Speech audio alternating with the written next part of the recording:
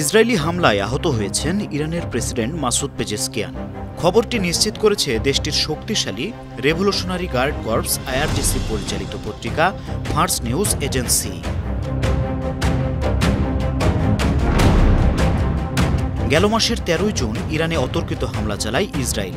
সংঘাত চলাকালে ১৬ জুন পশ্চিম তেহরানের এক ভবনে ইরানের সর্বোচ্চ জাতীয় নিরাপত্তা পরিষদের বৈঠক চলছিল।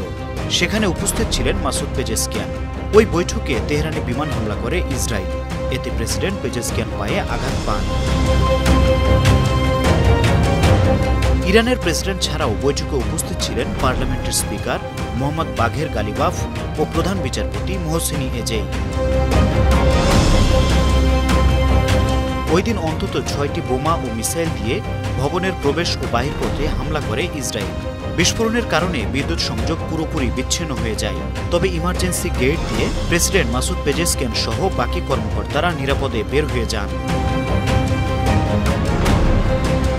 অন্যদিকে ওই গোপন বৈঠকের সময় ও স্থান ইসরায়েল কিভাবে জানতে পারল তা নিয়ে তদন্ত করছে ইরান।